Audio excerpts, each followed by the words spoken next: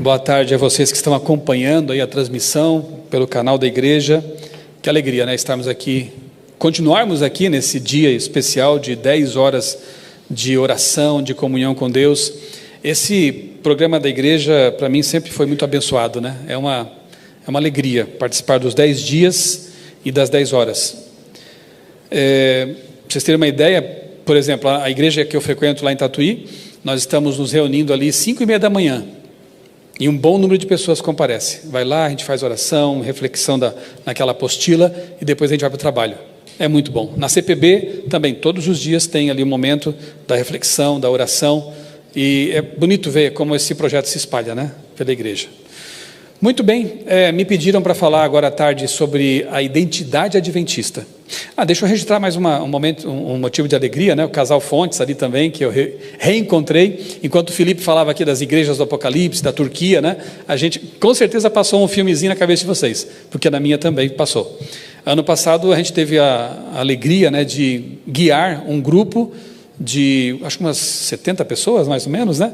E nós visitamos ali algumas das igrejas do Apocalipse, Filipos, Tessalônica.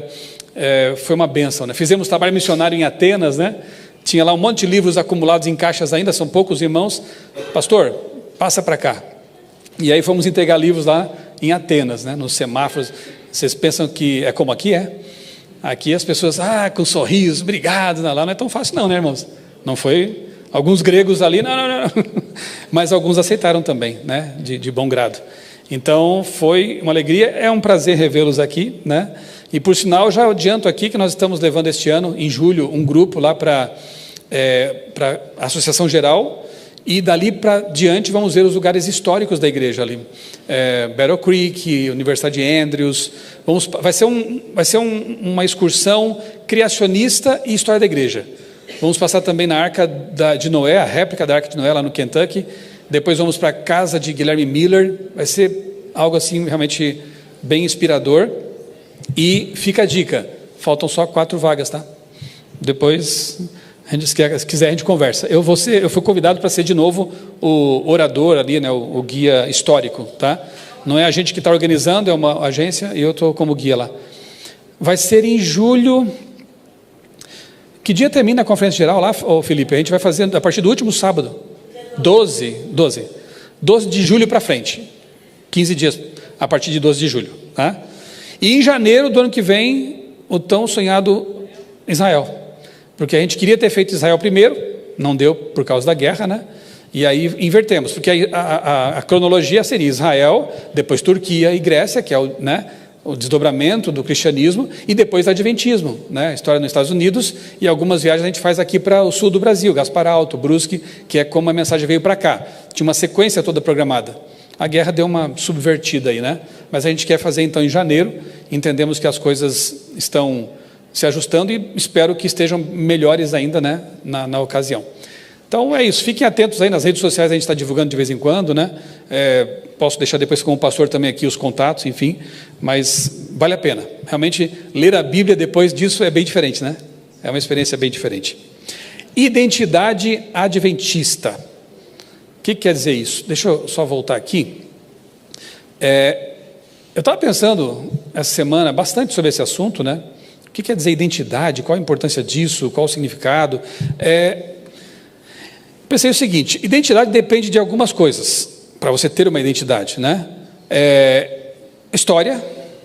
Então tem os álbuns de fotografia, né? Tem os registros, enfim. Então a história da gente tem que ver com a nossa identidade, a nossa herança cultural, herança familiar, as crenças, a sua cosmovisão, as doutrinas que você adota para serem suas diretrizes, missão. Qual o nosso sentido? Por que estamos aqui? O que temos que fazer? E o destino, para onde vamos? Eu entendo que a identidade depende de saber responder essas questões. 4, de onde viemos, o que cremos, no que cremos, por que estamos aqui, qual a nossa missão e para onde estamos indo. Você sabe? Consegue responder tudo isso? Tem claramente na sua mente, olha a redundância, tem claro isso na sua mente agora? Se eu lhe perguntasse qual a sua origem, qual a sua cosmovisão, o que você crê, Qual a tua missão, qual o teu sentido para estar aqui e qual o teu destino? Espero que você saiba. E se você sabe responder, você sabe qual a sua identidade. Né? Muito bem. E tem 2 textos ali também que eu quero destacar. Acho que eu vou ter que chegar aqui perto também para enxergar. Né? A nossa pátria está nos céus, de onde também aguardamos o Salvador, o Senhor Jesus Cristo. Por que esse texto é importante? Porque nos lembra que a nossa identidade é celestial. Nós não somos daqui. Nós somos, claro, somos terráqueos, né? Nascemos na terra, mas nós temos uma cidadania que transcende isso. Nossa cidadania é celestial. E Romanos 12:2, aí é o seguinte: o esforço para lembrar que você tem essa cidadania, essa identidade, e evitar que a cultura que te rodeia anule isso, absorva você.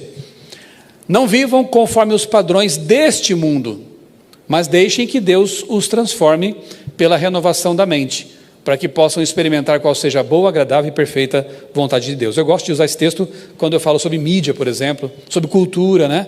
Nós estamos imersos numa cultura, temos que interagir com essa cultura, mas não podemos permitir que essa cultura nos absorva, de tal forma que a gente perca a nossa noção de cidadania celestial.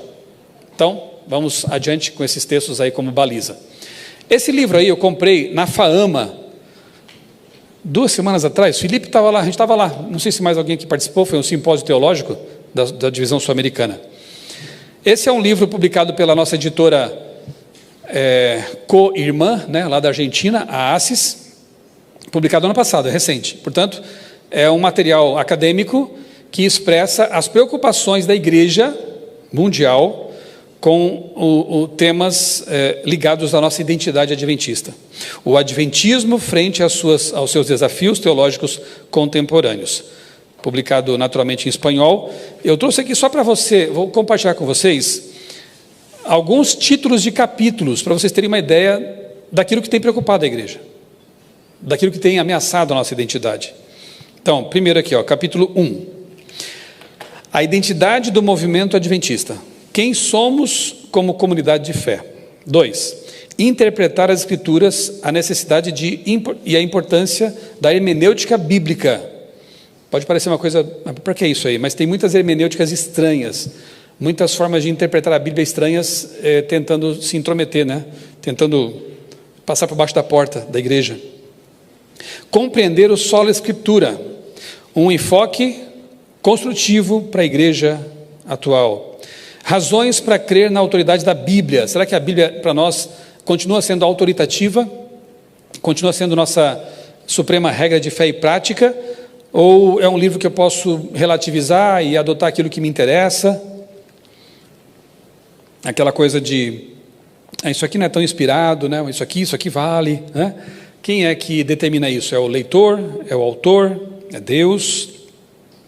Reflexões sobre Jesus e os ensinos bíblicos, a relevância e interpretação das profecias apocalípticas no século 21, juízo investigativo pré-advento, no contexto da salvação e do santuário de Deus, e assim vai.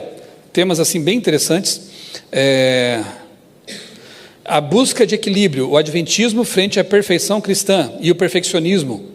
Se há problemas no sentido assim liberal, também há no sentido ultraconservador, digamos, né? Fundamentalista, perfeccionista, né? A gente sempre luta com os extremos, o diabo sempre tenta levar as pessoas para um lado ou para o outro, né? Se não para o extremo do liberalismo, do progressismo teológico, leva para o extremo do fundamentalismo ali, complicado, né? Legalista. Criação e evolução, uma perspectiva adventista. Retornar ao Éden, o desenho de Deus para a sexualidade humana.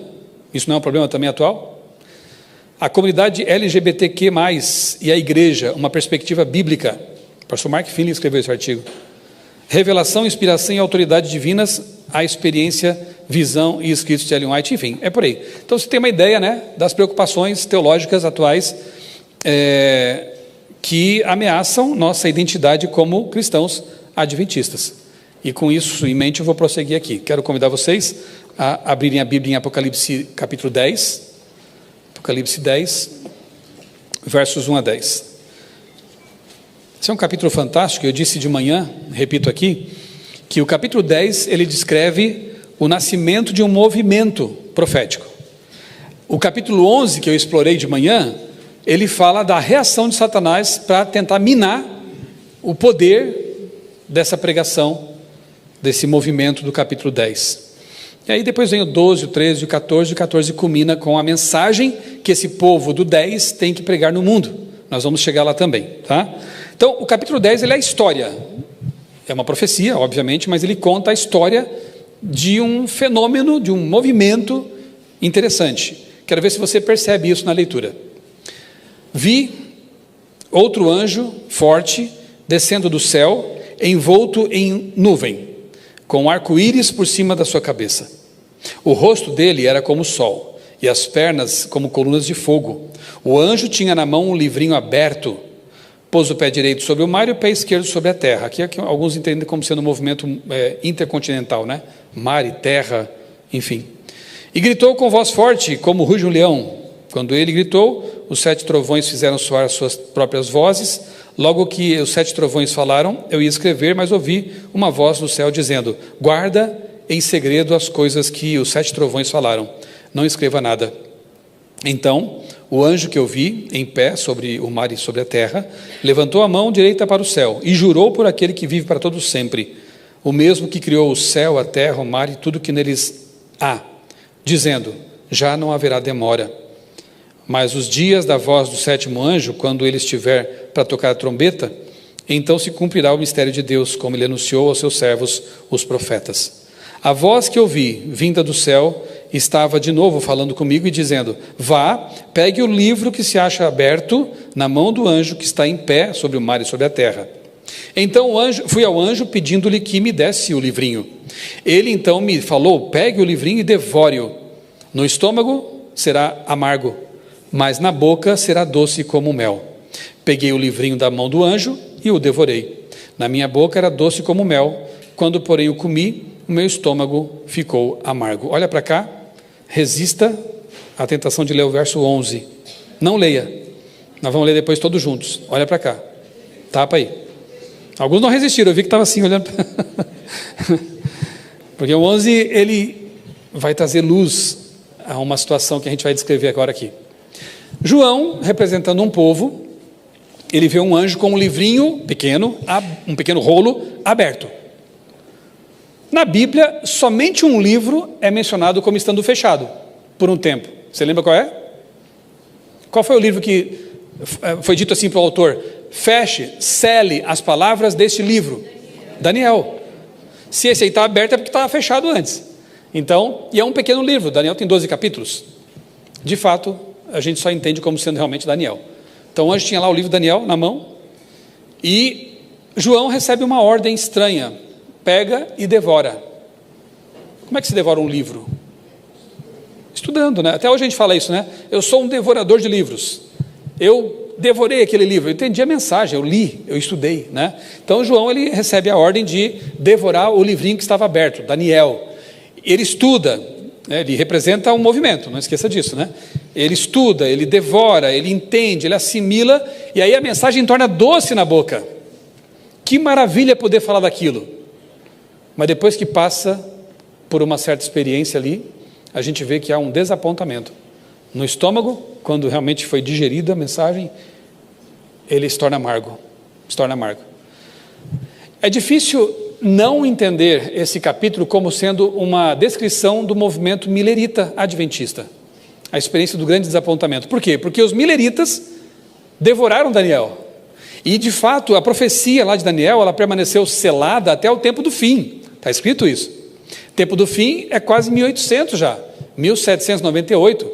E foi depois de 1800 que pessoas como William Miller, Guilherme Miller, Felipe mencionou aqui, Manuel Lacunza, um padre jesuíta no Chile, também chegou a conclusões interessantes sobre a volta de Jesus, teve que ser silenciado, a igreja não queria que ele falasse sobre isso. Eu tenho o livro dele lá em casa, é bem interessante. Wolff lá na Europa, em outros lugares, não foi um movimento circunscrito à América. Houve outros pregadores que pregaram mensagem semelhante nesse período. Por quê? Porque as pessoas começaram a se voltar para o estudo de Daniel e entender finalmente Daniel. Por quê? Porque era o tempo do fim. Claro que o mais destacado deles foi Guilherme Miller, com certeza, né? E ali está na tela, né, uma pintura, você sabe da história dele, é uma história muito bonita, né? Nunca se tornou um adventista do sétimo dia, necessariamente, e tanto que há um erro que circula por aí na internet, né, que o pessoal fala, porque o Miller lá fundou a igreja adventista. É errado isso, né? Na verdade foi um tripé, né? 3 pessoas assim, mais importantes. Nós vamos ver isso nessa viagem lá em julho. Joseph Bates, Tiago e Ellen White. Se fôssemos colocar assim os fundadores. Guilherme Miller, ele nunca guardou o sábado, ele morreu pouco depois do desapontamento. Mas ele foi um precursor desse movimento millerita, que estudou Daniel, que entendeu as profecias, calculou uma data, inclusive para a volta de Jesus. 43, depois um ajuste no cálculo, 1844. Ele era de origem batista, depois se torna um deísta, não cria mais num Deus que se envolve, né, com a sua criação, se tornou até um tanto crítico e debochador dos cristãos. Ele debochava, fazia chacota, muito inteligente, né? Lia muito, vai para a guerra, 1812, aquela guerra contra a Inglaterra, que seria uma guerra perdida, porque a Inglaterra tinha um exército treinado. Os americanos, nessa época aí, era uma milícia, digamos assim, né? Não tinham preparo, armamento suficiente. Sabiam que era uma guerra perdida, mas foram mesmo assim enfrentar os ingleses. Milagrosamente, Miller entendeu assim, eles venceram a batalha. Venceram os ingleses. Tanto que essa guerra é tida como a segunda guerra da independência americana, né? Miller volta da guerra com a mente mudada. Ele viu milagres acontecerem, foi livrado da morte, e ele então se entrega a um estudo profundo da Bíblia. Ele pensou assim, se a Bíblia realmente é a palavra de Deus, eu vou perceber isso ao lê-la. Só uma concordância e uma Bíblia. Tem aqui até uma foto da casa dele, deixa eu mostrar aqui para vocês. Aí está, né? A gente vai passar por lá. Tem ali a casa na fazenda dele, aquela igrejinha foi construída por ele, porque depois que ele passou pelo desapontamento, não se encontrou mais nenhuma igreja, ele fez uma igrejinha para, com a sua família ali, buscar Deus, na propriedade dele. Aqui embaixo está a Rocha da Ascensão, alguns grupos de adventistas, né, mileritas, estavam ali, esperando Jesus voltar, então é uma rocha chamada Rocha da Ascensão, e lá dentro da casa dele, tem ali o quarto, onde ele estudava a Bíblia, né? E sobre aquela mesa ali de estudos, tem ali a Bíblia, que é o livro menor, e a Concordância de Cruden, que é o livro maior. E lá atrás, na parede, o cartaz, né, que eles imprimiram vários, centenas, para fazer palestras e conferências públicas. Era o PowerPoint da época, né? Aquele pôster lá com elementos de Daniel e Apocalipse. Quero convidar vocês, se tiverem um tempinho, vão lá no meu canal. Ano passado a gente celebrou, né, os 180 anos do desapontamento. Recordamos isso. E eu fiz uma live com o pastor Tim e o pastor Wellington, que é o editor-chefe lá da CPB. O material ficou bem interessante, se você quiser depois, né, assistir, está no meu canal lá, 180 anos, lições do grande desapontamento. É importante a gente recordar isso. É a nossa história, é o nosso DNA profético. Quem não sabe de onde veio, não sabe para onde vai, e nem por que está aqui, né? E a nossa história está vinculada com esse movimento. Miller descobre que Jesus vai voltar em 1843. Assim, faltavam poucos anos para isso acontecer, quando ele descobre isso. O que você faria? Vai guardar para você? Você descobre que Jesus vai voltar daqui a poucos anos. 10 anos. Você não faz nada? Pois é, ele se sentia incomodado, mas ele não era um pregador, era um fazendeiro, um ex-militar. Ele não queria pregar. E Deus insistindo, você tem que pregar, você tem que falar. Aí ele fez um trato com Deus, achando que ia se livrar da responsabilidade. Ele falou assim, Miller tinha 50 anos nessa época. Ele falou assim, olha, Senhor, era sábado de manhã cedo. Se alguém vier aqui à minha casa, bater na minha porta para me convidar para falar sobre esses estudos meus, eu vou. Sentou na cadeira e ficou tranquilo. Quem vai aparecer aqui nessa... Até hoje é um local bem assim, afastado da cidade. Naquela época, mais ainda, né? Não tinha acesso fácil. Não deu meia hora, toque, toque, toque. Ele abriu a porta, o sobrinho dele, o Irving, dizendo assim, tio Miller, papai me mandou aqui para convidar o senhor para ir à igreja dele, o pai dele era pastor, para ir à igreja dele e pregar sobre esses estudos que o senhor está fazendo aí na Bíblia. E agora? Miller sai correndo para o fundo da casa lá, tem um bosque, ele se ajoelha, chora, reclama com Deus, briga com Deus, mas entende que não podia escapar dessa missão. Deus estava chamando, ele assume e aí a história dos Estados Unidos é tremendamente impactada. Para você ter uma ideia, a população dos Estados Unidos nessa época era de 17 milhões. Segundo algumas publicações, 1 milhão de pessoas foram alcançadas com essa mensagem. E umas 100 mil se converteram. Não é pouca coisa, hein? 17, 1 milhão. Bastante gente, né? Fora os que ouviram falar, porque eles publicaram muito, usaram muito a imprensa, reuniões públicas, foi uma coisa, assim, um fenômeno, foi fantástico, né? Um grande reavamento espiritual. Miller foi um destacado pregador desse momento. Entra em cena também uma figura importante, que nem sempre é tão lembrada, Rachel Oakes, a dona Raquel, né? Rachel, ela era batista do sétimo dia. Você vê como Deus vai trabalhando agora esse movimento, trazendo verdades, agregando verdades bíblicas que estavam escondidas, esquecidas. Quem traz o sábado para o movimento adventista? A senhora Rachel Oakes. Ela passa a frequentar uma igrejinha millerita, ali na cidade de Washington, não na capital, né, uma cidade pequena, lá tem várias cidades com o mesmo nome, né, em New Hampshire. E ela escuta a pregação do pastor Wheeler, e ele fala sobre os 10 mandamentos, e logicamente que ele fala sobre o domingo. Depois do culto, com toda a educação, a dona Rachel procura o pastor e diz: pastor, tudo bem, aí o sermão, né, foi bom e tal, mas tem um detalhe aí que não está certo. O senhor falou do domingo, sendo que o dia de repouso bíblico é o sábado. E ela pega a Bíblia e mostra para ele, olha a sinceridade do pastor Wheeler. Ele aceita. De modo que, em algum tempo, toda aquela igreja se torna uma igreja sabatista. Esta igrejinha aqui, ela é tida como a primeira igreja adventista do sétimo dia, antes ainda de a igreja ser organizada como tal, no mundo, né? Primeira igreja adventista millerita sabatista. Aí está. Aqui uma outra foto, né, da propriedade. Tem um pequeno cemitério ali ao lado da igreja. A Rachel está enterrada ali, inclusive, né? Lá em New Bedford, Fairhaven, na verdade, em Massachusetts, um capitão de navio, já sabe o que eu vou falar agora, né? Um homem honesto, correto, já era um reformador de saúde antes mesmo dessa mensagem chegar para a igreja, muito inteligente, ficou sabendo de que lá em Washington, New Hampshire, havia uma igreja que tinha mudado, passou agora ao sábado. Que história é essa? 300 quilômetros de distância, tá? Da casa de Bates até ali.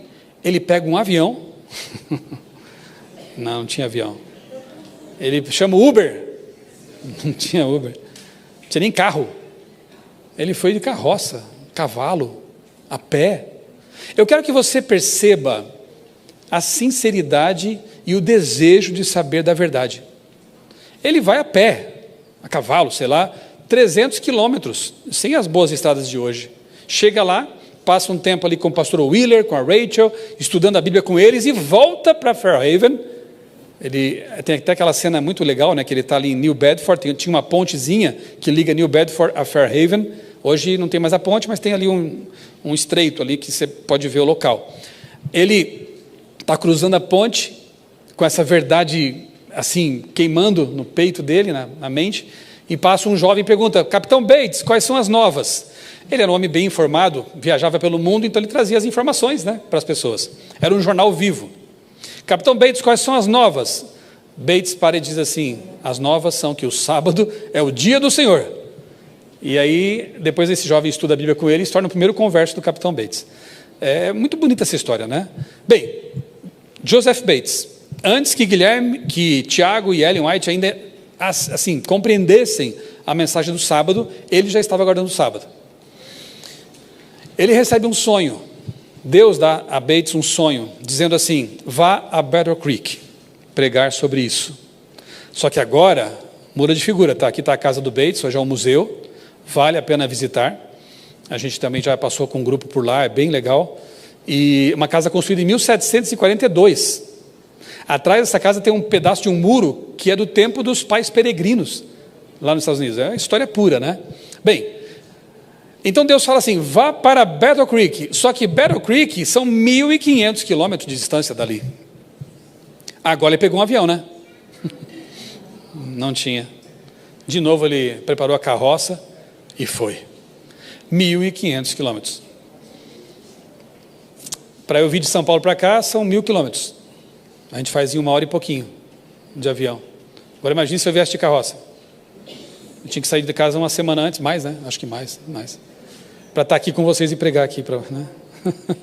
E ele fez isso, ele foi para Battle Creek. Agora, chega a Battle Creek, que era uma vila, hoje é uma cidadezinha. Chega lá, nós vamos passar nesse local aí. Tem réplicas de casa de pioneiros e a casa original que Tiago ampliou para ser a casa da família. Tinha uma casinha pequena, eles tinham 2 filhos, aí ele construiu um quartinho para cá, um quartinho para lá. A casa original está lá nessa vila histórica. O Bates chega ali, como é que eu vou pregar para quem agora? Né? Ele vai até o correio e pergunta no correio, quem é o homem mais honesto dessa cidade? Olha a abordagem dele. Aí os caras lá, olha, mais honesto aqui é o senhor David Hewitt. David Hewitt é um homem honesto, um homem correto. Aí ele pegou, botou no Waze, né? Ele procurou a casa do David Hewitt, que essa aí é uma réplica na foto. Chegou lá, bateu a porta. Pois não? Meu nome é Joseph Bates, eu tenho uma mensagem de Deus para vocês. Pode entrar. Gente, que incrível, né? Deus preparando as coisas assim, né? Ele passa o dia inteiro, toma o de jejum, fica ali, almoça, passa o dia inteiro com eles e no fim de algumas horas de estudos, aquela família aceita também a mensagem do sábado. E aí a história começa a acontecer em Battle Creek, que foi um local muito especial na nossa história, né? Ali foi o local da primeira imprensa adventista, Review and Herald, primeira escola adventista, tudo por ali, né?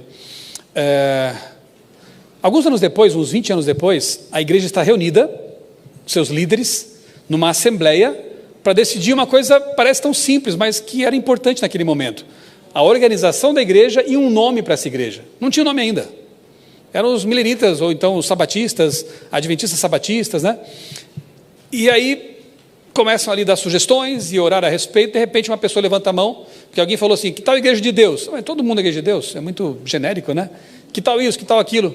Aí uma pessoa levanta a mão e diz, olha, eu tenho uma ideia. Que tal Igreja Adventista do Sétimo Dia? Pararam para pensar, interessante e tal. Votaram, esse nome ganhou.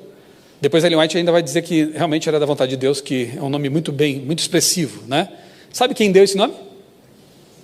O homem mais honesto de Battle Creek, o David Hewitt. Ele que deu o nome para a nossa igreja. Legal, né? São histórias assim interessantes, enfim. Bom, mas vamos avançar aqui.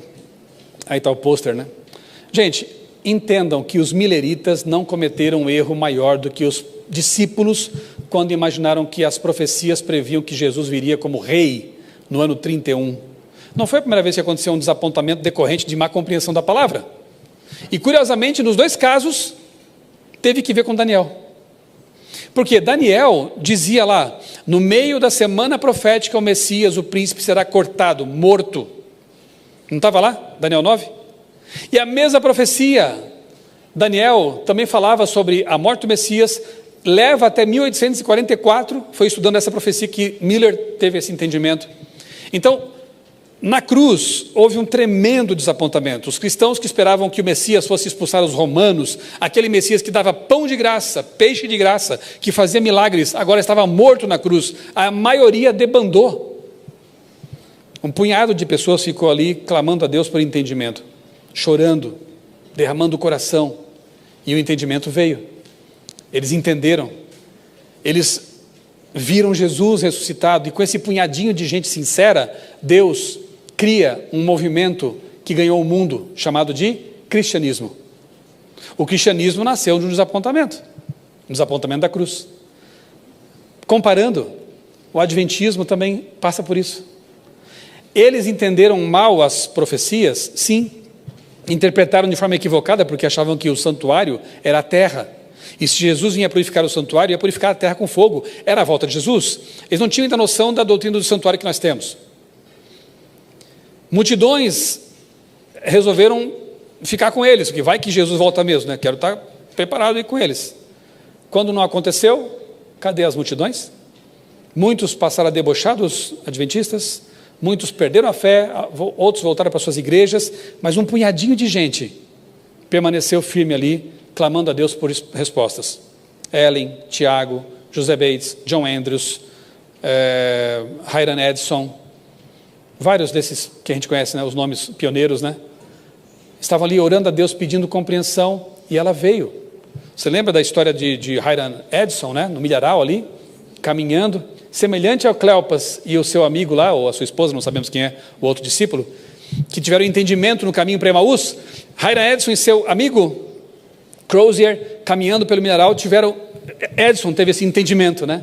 Alguns até acham que foi uma visão de Deus mesmo, em que ele vê Jesus passando do lugar santo para o lugar santíssimo do santuário celestial, e aí eles entendem, puxa vida, a gente não tinha compreendido que na verdade a data estava correta, mas o evento nós tínhamos interpretado errado. Não era a volta de Jesus, era o início do juízo pré-advento, que alguns hoje acham que é uma heresia, mas não sei porquê. Se Jesus vem trazer o galardão, a recompensa, é óbvio que tem que ter havido um julgamento prévio. Concordam com isso? Se ele vem trazer a vida eterna, ou depois a morte eterna para os ímpios, é preciso que tenha havido um julgamento anterior. É o que a gente chama de juízo pré-advento, prefigurado pelo santuário terrestre, em que havia ali anualmente o Yom Kippur, o dia da expiação, o dia da purificação do santuário. Nada mais é do que o verdadeiro santuário sendo purificado, e o início do juízo pré-advento. A Igreja Adventista nasce dessa compreensão teológica. Se você quiser saber mais sobre isso, eu recomendo esses vídeos que estão na tela aí, ó. Foi uma conversa com o Dr. Paroski. Jesus entrou no Santíssimo após a cruz, né? E o outro antes de 1844, o que está ali? Tem que ver perto. Cristo entrou no santuário antes de 1844, desfazendo um engano. Recomendo, assista, porque tem muita gente que não entende e fica criticando, né, a Igreja Adventista por pregar sobre esse assunto do juízo pré-advento e o santuário. Pessoas que nem estudam a doutrina do santuário direito, né? Que não fazem essas inter-relações que a gente faz com o santuário de Israel, lá em Levítico 16, Êxodo, né? Hebreus. É um estudo fantástico, maravilhoso, mas que muita gente não leva a sério. E aí ficam dizendo que nós somos os hereges por causa disso, né? Uma má compreensão desse negócio. Muito bem, vamos avante. Vamos explorar um pouquinho esse símbolo aqui. 1997, se eu não me engano, ele foi instituído oficialmente para todo o mundo, né? E ele traz aqui elementos da nossa identidade. Você percebe ali? Vamos tentar destrinchar um pouquinho esse logotipo? No centro dele está o quê? Louvado seja Deus. A cruz é o centro. As 3 mensagens angélicas, que nós vamos daqui a pouquinho estudar, começam com isso. Tendo um evangelho eterno para pregar. Antes de falar de profecia, de criacionismo, de isso, daquilo, a gente tem que pregar o evangelho. Porque se a pessoa não aceita Jesus como seu salvador, se ela não entende a centralidade da cruz, para que saber do resto? Vai ser um perdido bem informado. Só isso. É preciso se converter primeiro. E o adventismo, para mim, é isso. Eu aceitei Jesus no adventismo. Eu conheci a mensagem de salvação nesta igreja. Então não me venha dizer que essa igreja é uma igreja legalista, que não fala de Jesus. Eu me apaixonei por Jesus nessa igreja. Eu conheci o verdadeiro Jesus ao ter contato com esse povo. E eu louvo a Deus porque no centro da nossa logomarca, do nosso logotipo, está a cruz. A centralidade da cruz. E aberta ao lado da cruz está o quê? A Bíblia. Olha ali. Tem uma Bíblia aberta ali. Porque a Bíblia é o fundamento da nossa igreja. Ah, mas vocês creem em Ellen White? Sim, mas eu dou estudo bíblico há 30 anos. Nunca usei texto de Ellen White em nenhum estudo bíblico. Pergunta para meus alunos. Não precisa? Nossas 28 doutrinas são bíblicas. Pega o Nisto Cremos, ou o Tratado de Teologia. As 28 doutrinas são sustentadas unicamente pela Bíblia. Aí Ellen White, uma profetisa de Deus, não canônica, um presentaço que Deus deu para essa igreja. Ela mesma se comparava com uma luz menor que aponta para a luz maior. Tipo assim, ó, vocês estão negligenciando a Bíblia. Então, último sermão dela, numa reunião pública, ela falou, recomendo-vos este livro. Qual é o falso profeta que diz isso? Recomendo este livro para vocês, igreja. Aqui está a nossa base de fé e prática. Não, os falsos profetas dizem assim, ó, tá, esse livro aqui já passou, é meio antiquado, agora ouçam a minha voz, leiam os meus livros, eles são uma segunda Bíblia. Se isso fosse verdade, eu não estava aqui agora, porque para mim a Bíblia sempre foi a regra de fé e prática. Nós cremos no solo Escritura. Então, por isso que tem uma Bíblia aberta ali, porque o fundamento doutrinário desta igreja é a Bíblia. Se alguém quiser discutir com a gente sobre doutrina, beleza, vamos para a Bíblia. unicamente pela Bíblia, certo? E acima da Bíblia, o que brota ali? A chama. O que pode representar essa chama com 3 labaredas? Espírito Santo, as 3 mensagens angélicas, a Trindade, né? Dá para interpretar, mas de fato são as 3 mensagens angélicas circundando um globo oculto. Você percebe que tem um globo ali? Né? Que bonito esse logotipo. Eu tenho orgulho. Tem no meu carro, lá atrás do meu carro. E quando eu for comprar minha moto para a MM, eu vou colocar um também. Que bonito, né?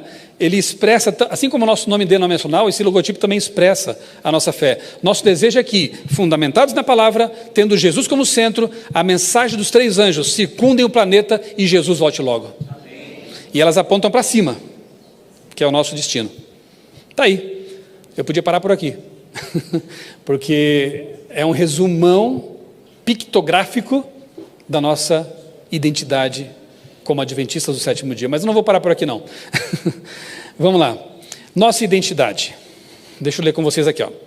Quem somos nós de fato? Primeiro, nós somos teístas. Concordam? Claro, não somos ateístas, nem deístas, nós somos teístas. Creem em um Deus pessoal, ou seja, isso nos diferencia então dos amigos ateus, agnósticos, animistas, panteístas. Além de ser teístas, somos cristãos. Então, nós somos diferentes de budistas, hindus, judeus, muçulmanos, porque Jesus para nós é o Messias e é Deus encarnado, é o Verbo eterno. Nós somos cristãos. Terceiro, nós somos protestantes. O fundamento da Bíblia, na Bíblia e nos solas da Reforma, sola Escritura, tota Escritura, solus Christus, sola gratia, está aí, estamos juntos, né? Sola fide, nós cremos, somos protestantes. Alguns querem nos tirar disso aí e colocar como seita, mas estuda melhor para você ver o que é uma seita não cristã e o que são os adventistas. Nós somos julgados geralmente pelo que temos a mais e não pelo que temos em comum com eles. Mas também somos adventistas do 7º dia. Então nós cremos na criação literal em Gênesis e muitos cristãos já abriram mão dessa crença. Tem muito cristão hoje que já aceita o evoteísmo. Adão e Eva são um mito, alegoria, e a semana da criação também são milhões de anos. Já não são mais realmente criacionistas bíblicos, né?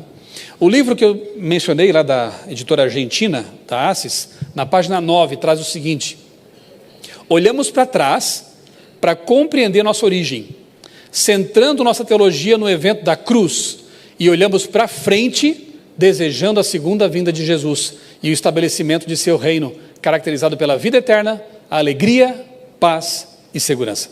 Esses somos nós. Amém? Esses deveremos continuar sendo. Olhando para trás e para frente e sabendo por que estamos aqui neste exato momento. Irmãos, Apocalipse 14, 6 a 12, traz a nossa mensagem em essência. Eu não vou ter tempo de ler com vocês tudo aqui, mas lembra que eu estou percorrendo aquele caminho: história, missão e destino. Crenças também já falei um pouquinho, né? Então já falamos um pouco da nossa história. Cada um desses elementos daria para ficar aqui um dia, né? Então já falamos um pouquinho da história, a nossa identidade na história, nossa herança. Falei um pouquinho das nossas crenças, usando com isso o logotipo da igreja até. E agora eu vou falar um pouquinho sobre a nossa missão. Por que estamos aqui? Há um texto de Ellen White, no Testemunho Celeste, volume 3, em que ela diz assim, ó: em sentido especial, foram os adventistas do 7º dia postos no mundo como vigias e portadores de luz. A eles foi confiada a última mensagem de advertência ao mundo a perecer. Sobre eles incide a maravilhosa luz da palavra de Deus. Confiou-se-lhes uma obra da mais solene importância, a proclamação da primeira, segunda e terceira mensagens angélicas. Nenhuma obra há de tão grande importância. Não devem eles permitir que nenhuma outra coisa lhes absorva a atenção. É lógico que é importante, que bom que nós temos projetos como Quebrando o Silêncio. Isso faz parte da missão do cristão, né? É combater a injustiça. Nós temos o Vida por Vidas, dar a vida, né, por alguém é a coisa mais bonita que existe. Mutirão de Natal. E um monte de coisas que a gente tem, né? Eu tive lá na Fama, conheci a Luzeiro 1, em que Léo Halliwell e Jesse Halliwell viveram e pregaram o evangelho. É emocionante aquilo, né? Então, a igreja que, apesar de ser escatológica, preocupada com a volta de Jesus, não descuida do agora. Cuida do semelhante. Isso me impactou quando eu conheci o Adventismo também. Mas, segundo Ellen White, nada deve ser mais importante do que pregar essa mensagem dos 3 anjos.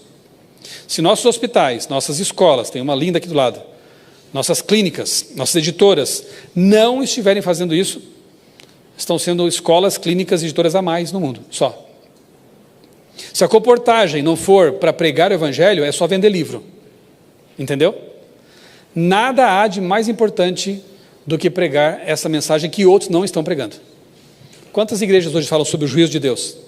Quantas igrejas hoje dão ênfase à segunda vinda literal de Cristo? Quantas igrejas hoje pregam que a criação ocorreu, Deus criou a vida na terra em 6 dias literais de 24 horas? Quantas igrejas hoje pregam sobre o santuário celestial e a obra de Jesus lá? Eu desconheço.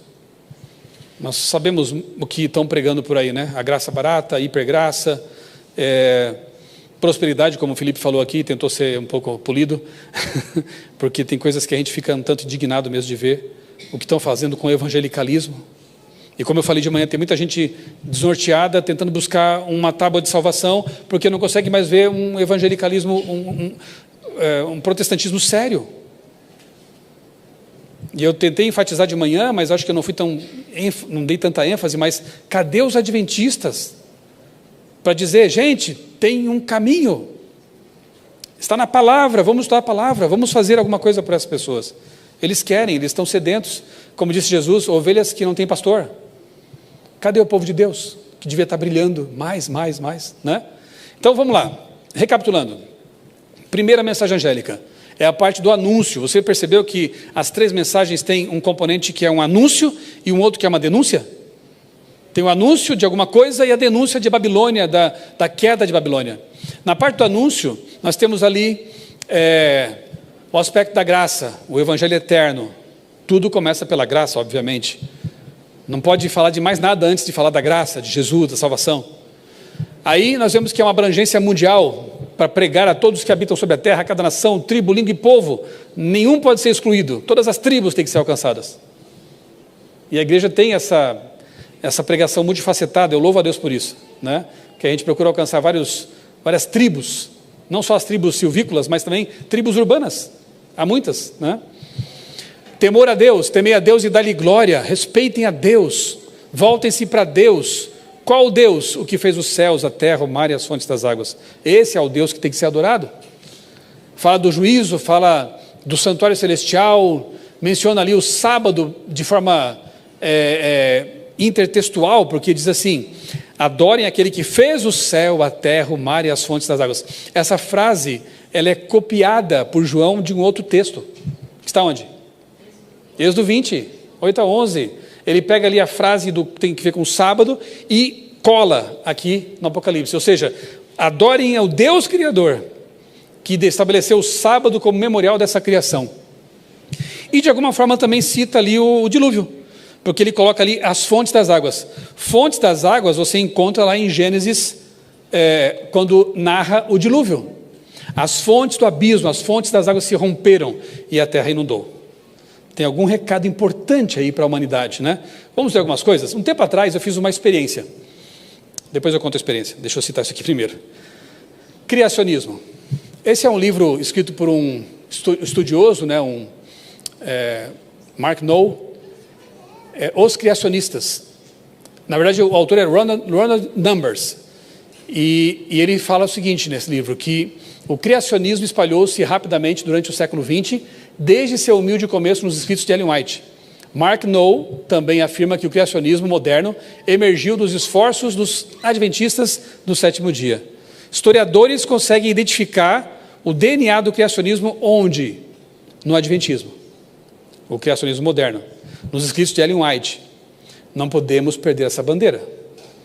Eu tenho um certo ciúme quando eu fico feliz por um lado, mas também um pouco de ciúme, quando eu vejo outros movimentos levantando essa bandeira.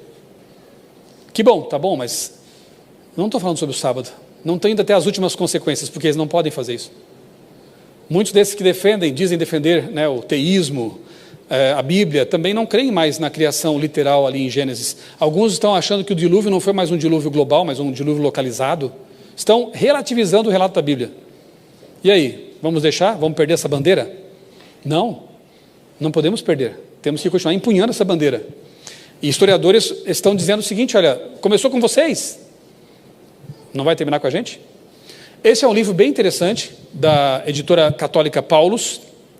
O autor é um pesquisador também, físico e teólogo. E olha o que ele diz aqui, na página 239 desse livro da editora Paulus, tá? Eu acho que ele sabe até mais do que muitos adventistas, porque ele pesquisou algumas coisas. O criacionismo não consiste na sobrevivência de uma cosmovisão pré-científica. Ao contrário, trata-se de um fenômeno moderno ligado primariamente a quem? Aos adventistas e, vai lá, ao fundamentalismo cristão norte-americano. Interessante?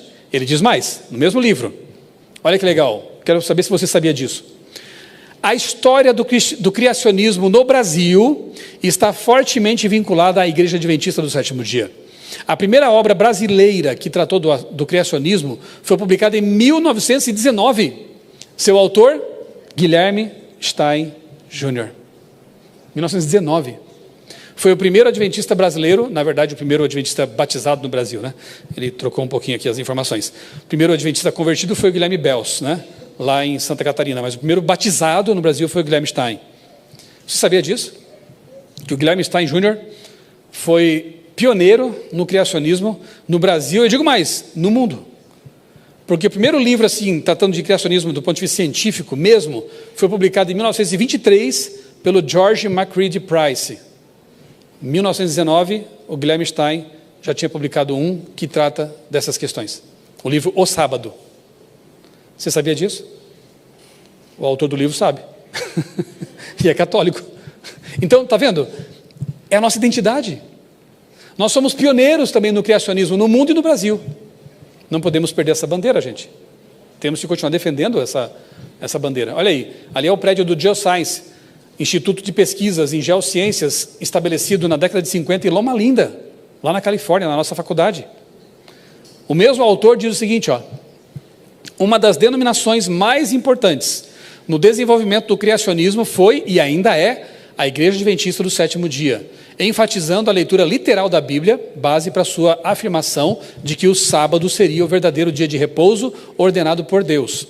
Ellen White e outros fundadores afirmaram que o mundo teria sido criado em 6 dias literais. É isso aí mesmo, ele entendeu direitinho. E precisamos permanecer firmes nisso aí, né? Aqui é um gráfico que vai ajudar vocês a entenderem quais são as implicações de nós abrirmos mão do criacionismo bíblico, do entendimento de que a semana da criação foi literal, 24 horas, cada dia de 24 horas, de que o dilúvio foi um evento histórico, real, global. Em cima, aquela linha ali mais para verde ou azul, não sei, ela expressa a crença de uma criação bíblica em um relato literal das origens. E embaixo, aquela linha mais alaranjada, é a ideia de uma criação bíblica como um relato metafórico, alegórico, que é a visão dos evolucionistas teístas. Vamos ver as implicações? Porque alguém pode pensar assim, tanto faz, né? O que tem se eu creio que Deus criou a primeira ameba? Vamos colocar assim, né? Primeira forma de vida, que foi evoluindo, aí chega lá num hominídeo legal, Deus olhou para ele, esse aqui pode ser o Adão, ele coloca uma alma dentro dele. Essa é a visão católica evolucionista. Tudo igual, só coloca a alma ali. 2 erros, macroevolução e alma imortal. Já são 2 erros. O que tem a acreditar desse jeito? Tem muita coisa. Querem ver? Vamos para o gráfico aqui, ó. Então, se foi segundo a Bíblia diz, houve um Éden original, a criação foi em 6 dias literais de 24 horas, o 7º dia foi reservado para ser o memorial dessa criação. Deus descansa, abençoa e santifica esse dia, né? Se não foi assim, a própria guarda do sábado é uma bobagem. Por que você guarda o sábado? O mandamento não fala que foi porque em 6 dias fez o Senhor dos céus e da terra e mar? Lembra-te do sábado por isso? Se não foi assim, é bobagem. Avance. Infelizmente, o capítulo 3 da Bíblia, que é o mais triste capítulo da Bíblia, mostra a quebra, a rebelião, o pecado, a queda. Então, Adão e Eva caíram no pecado. Deram ouvidos à serpente usada por Satanás. E, por causa disso, Jesus veio morrer na cruz para pagar a dívida, perdoar a humanidade e oferecer a salvação a todos que quisessem e que queiram. Mas, se Adão e Eva não existiram, se a morte já existia antes do pecado, porque é o que diz a evolução, né? Peixes já morriam, anfíbios já morriam, répteis já morriam, até chegaram os hominídeos e depois o ser humano já tinha morte. Então a morte foi criada por Deus. Olha que complicado isso. E Jesus veio fazer o que então? Se o pecado está num capítulo metafórico, alegórico, se Adão e Eva nem existiram, Jesus veio fazer o que na cruz? Ele veio morrer como um revolucionário, é o que alguns dizem. Ele veio se insurgir contra o Império Romano. Não, meu amigo. Jesus, Deus homem, veio morrer na cruz para salvar você, para pagar a dívida, para ser o segundo Adão e vencer onde Adão caiu. Adão então existiu. Jesus falou de Adão e Eva como personagens reais. Jesus, para falar do casamento, diz: nunca lestes as Escrituras? Deus fez homem e mulher e mandou que eles se unissem e se tornassem uma só carne. Jesus, ele reafirma o casamento heteromonogâmico e o próprio fato de que Adão e Eva existiram como seres históricos. Mas se não for assim, Jesus é só um revolucionário. A tumba está vazia, prova de que o que ele prometeu cumpriu, de que ele tem poder para ressuscitar os mortos. A tumba está vazia. E a promessa de que, após a pregação final das três mensagens angélicas, conclamando o mundo para adorar esse Deus, Jesus voltará e devolverá o Éden para nós. Amém? Faz sentido isso? Todo sentido. Tá, mas se não for assim, se for como dizem ali os evoteístas, a coisa fica complicada. Vamos ver? Vamos para baixo aqui. Não foram dias literais, isso é simbólico, são eras. Pode ser 1000 anos, pode ser 1 milhão de anos. Não tem como você entender que a vida foi criada só em 6 dias. Como disse o Papa Francisco, Deus não é um mágico com a varinha para fazer mágica. Quer saber? O meu Deus é tão poderoso que ele poderia fazer o mundo em 6 milésimos de segundo se ele quisesse. Mas ele escolheu fazer em 6 dias. Até em função dos que seriam criados, né? Para termos um ciclo de vida ali. Então não venha com essa que Deus não é um mágico. Não é um mágico, é o Todo-Poderoso. Mas eles dizem que foram eras. E, portanto, houve uma evolução aí ao longo de milhões de anos. Ninguém caiu, não houve pecado, porque isso aí é uma história da carochinha na Bíblia, né? E a morte, como eu disse, já existia antes de um pecado. Então não tem nada a ver morte com pecado. Jesus veio para quê mesmo? Foi um personagem histórico ali que viveu, ensinou coisas bonitas, morreu e acabou. Talvez ele tenha até casado com Maria Madalena, como dizem alguns, né? Saiu da cruz e continuou vivendo. Enfim, tem um monte de história, né? Mas o fato é que a ressurreição, não, isso aí é demais, né? A tumba está fechada, né? Ou coisa parecida. E aí, vemos que não damos conta de resolver nossos problemas e alguns começam a pensar assim: bom, já que nós não conseguimos resolver nosso atoleiro, precisamos de ajuda, mas nós já abrimos mão de Deus. A volta de Jesus é também bobagem, então precisamos, quem sabe, que os ETs nos salvem. Já ouviram isso? Alguns falam, vem asteroide, né? Acaba com tudo. Ou então, venham extraterrestres nos salvar, nos ajudar. Muitos ateus inteligentes morrem crendo desse jeito. Vou citar 2. Carl Sagan e Stephen Hawking. 2 grandes cientistas que creram a vida inteira de que um dia fariam contato com alguma raça superior. Morreram sem ver a esperança deles. A promessa é que Jesus voltará para recriar. Mas se eu não creio na criação, vai recriar o quê? Percebeu as implicações? São muito sérias. Não é brincadeira, né? Por isso que nós precisamos continuar defendendo a visão criacionista clássica, bíblica, fundamentada na palavra. Dilúvio. Será que isso tem importância? Eu fiz agora sim, vou falar o que eu ia falar agora há pouco. Eu fiz um tempo atrás um estudo comparativo, bem interessante. Eu peguei os capítulos no livro Patriarcas e Profetas, sobre o dilúvio, Sodoma e Gomorra e Babel. A torre. Para tentar estabelecer alguns paralelos. E é impressionante, porque os 3 foram juízos divinos, por motivos bem parecidos. Não vou ter tempo de ler tudo aqui para vocês, mas eu grifei ali em amarelo algumas partes para chamar a atenção de vocês. Eu nem consigo ver o amarelo aqui também. Estão vendo aí? De longe dá para ver, né? Então lá tem, os antediluvianos, eles pisavam a lei de Deus, eles pisavam a justiça de Deus ao pó, desprezavam, praticavam poligamia, os homens preferiram seguir os seus próprios desejos pecaminosos, nem a relação do casamento, nem os direitos de propriedade, interessante isso, né? Eram respeitados. A propriedade privada não era respeitada. E o casamento também era desprezado. Olha aí. Esses eram os antediluvianos. Veio o dilúvio sobre eles, né? E eu não vou ter tempo aqui de explorar esse assunto, né? Noé foi tido como um maluco. Cada prego que ele pregava ali era um deboche, né? Porque vai chover. Um barco desse tamanho em terra... Nunca teve barco desse tamanho? Terra seca? É o mesmo que dizem de nós hoje, né? Jesus vai voltar. Que história é essa, meu amigo? Jesus vindo nas nuvens dos céus com todos os seus anjos. Que loucura é essa? Fizeram o mesmo naquele tempo, né? Mas a arca foi construída e só se salvaram aqueles que entraram nela. Bem, não tenho tempo aqui de explorar esse assunto, mas quero indicar 2 livros para vocês. O meu livro História da Vida. Temos. Depois vai ter sorteio, hein, gente? Vai ter sorteio. Então, estão anotando tudo aí? Mentalmente, ou no bloquinho, ou sei lá onde? Não vai ser fácil, tem que ser com pergunta. E o livro do Dr. Naor, da CPB também. Os dois são da CPB. A Grande Extinção em Massa, em que ele apresenta evidências geológicas, históricas, do dilúvio universal. Aconteceu. É difícil provar o contrário. Mas demonstrar que houve uma inundação catastrófica global, a gente tem muitas evidências, né? Mas vamos adiante. Um dia a gente fala sobre isso. Segunda mensagem angélica, também é uma denúncia. Aí é uma denúncia, a outra foi um anúncio. A denúncia de que a Babilônia caiu. Há uma referência clara a Babel, né? Confusão, Torre de Babel, descrença, apostasia. E diz também o texto que Babilônia espalha o seu vinho da sua prostituição, são dogmas, ideologias, embriaguez mental. As pessoas estão embriagadas com essas ideias. Mas temos um texto interessante também no Patriarcas Profetas. Eu disse que eu estava comparando, né? E vi muitas similaridades, né? Quando ela fala sobre o pessoal que vivia ali nas planícies e construíram aquela torre, ela diz que eles negavam a existência de Deus e atribuíam o dilúvio a causas naturais. Qualquer coincidência com hoje não é coincidência, na verdade, né?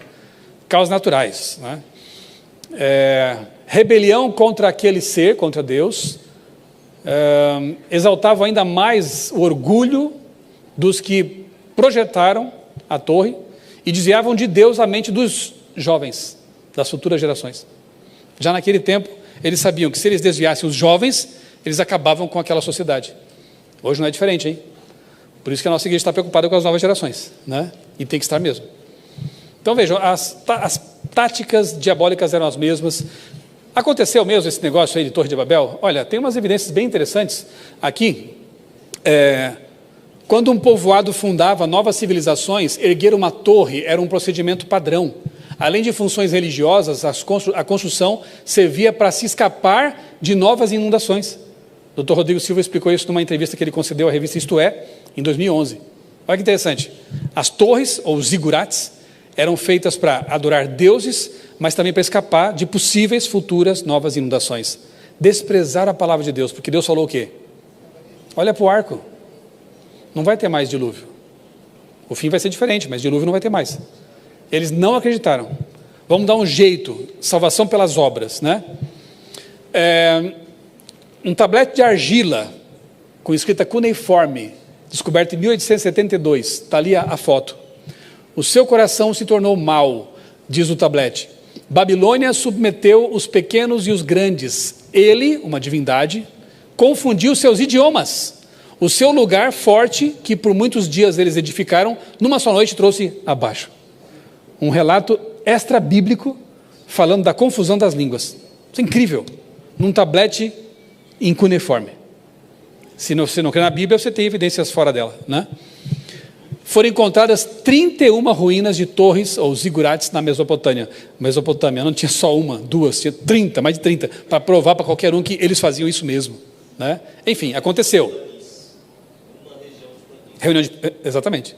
Não tinha porque ter medo de uma inundação ou coisa parecida, né? Bem, perceba que o dilúvio foi um juízo de Deus, direto. Os de Babel tinham a advertência do dilúvio, não deram bola. Babel se tornou um juízo também. Agora vem Sodoma e Gomorra, que tinham Babel e o dilúvio como juízo, e não se importaram também. Então nós temos ali a terceira mensagem angélica que diz da marca da besta, fala de fogo e enxofre, remete a Sodoma e Gomorra, fogo e enxofre. Tempo todo sempre, ali tem que entender, porque na verdade não estão queimando mais, né? Sodoma e Gomorra hoje. É um deserto. Então esse todo sempre nem sempre é para sempre em tempo, mas em consequência, né? Edom, por exemplo, lá em Isaías 34:10 fala do fogo eterno, mas não está queimando mais Edom. E Judas fala que Sodoma e Gomorra sofreram a pena do fogo eterno, não estão queimando hoje. Então esse fogo não é eterno em duração, em tempo, é eterno em consequência. Morreu ali, acabou. Eternamente não existente mais, eternamente perdido.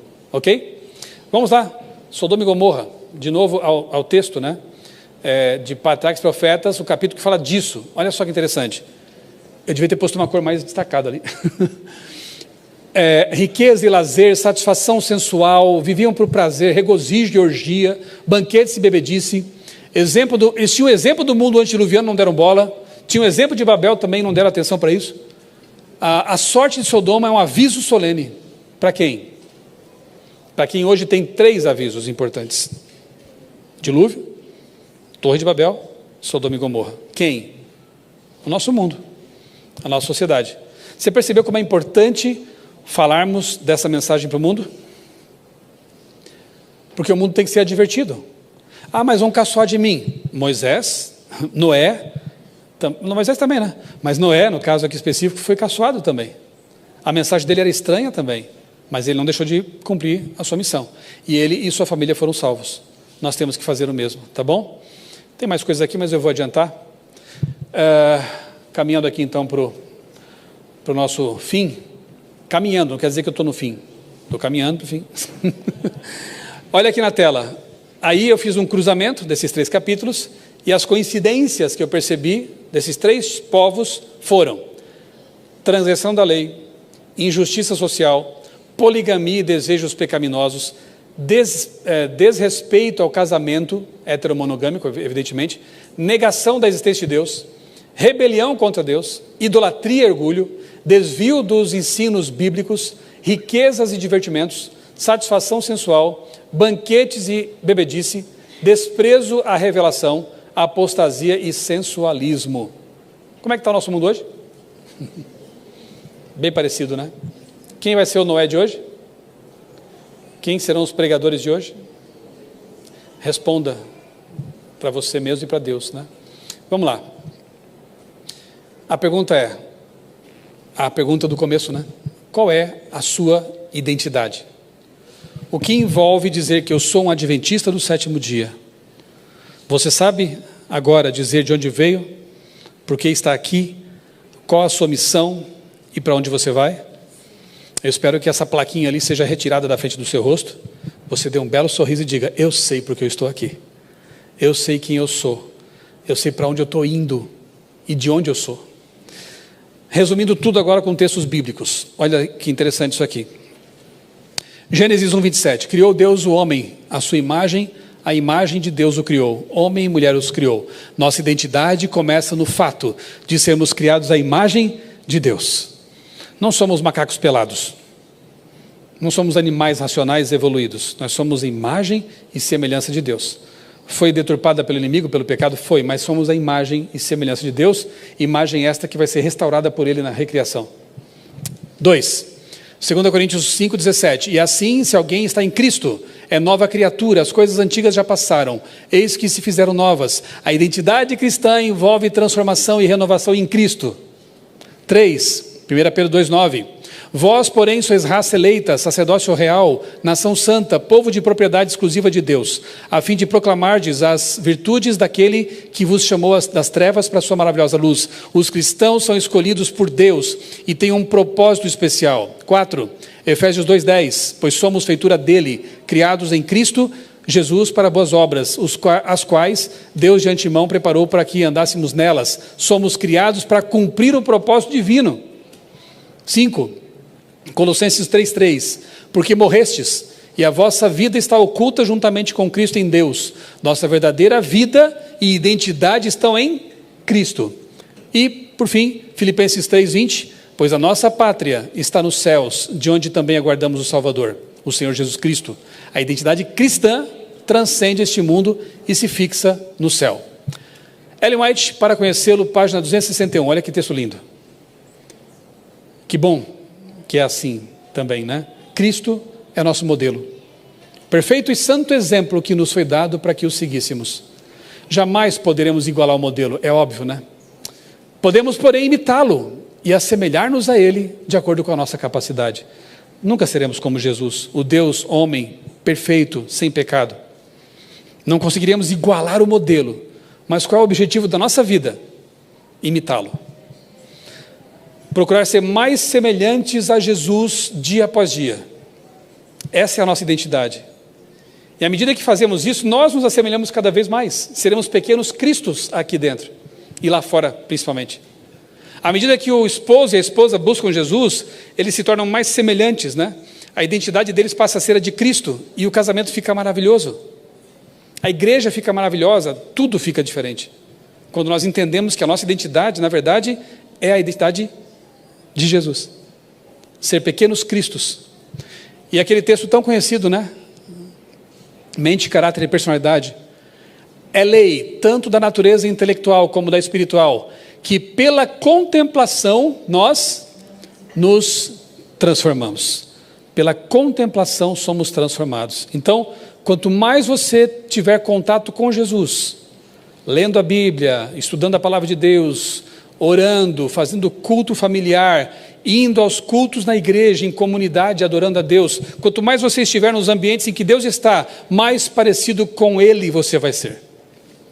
Quanto mais tempo você passa com Jesus, mais semelhante a Jesus você é. Essa é a sua identidade. Não deixe o mundo deturpá-la. Não deixe o mundo dizer o que você tem que ser. Aceite o que Jesus criou você para ser. E aí você vai ser muito mais feliz. Mesmo que haja perseguições, dificuldades e lutas, você vai ser feliz. Você vai sentir essa plenitude que é viver em Cristo, né? Porque você descobriu finalmente a sua identidade. Antes de nós orarmos para encerrar, eu quero fazer uma divulgação de um material aqui para vocês. Eu produzi lá para a União Sul Brasileira uma série de 5 sermões sobre identidade cristã, adventista. Então, fica a dica aqui para os anciãos da igreja, para o pastor também, para outras igrejas que estão aqui. Esse material está à disposição de todos, não é só para a União Sul, né? Eu preparei um sermão sobre o título, do desapontamento à esperança, o nascimento de um movimento profético. Depois, o dom profético e o revivamento espiritual. Terceiro tema, a chegada do adventismo ao Brasil e o testemunho dos pioneiros. Quarto tema, o sábado e a identidade adventista. E o quinto tema, o estilo de vida do remanescente. No fim de cada PowerPoint tem dicas ali de materiais adicionais, leitura, de vídeos na internet também.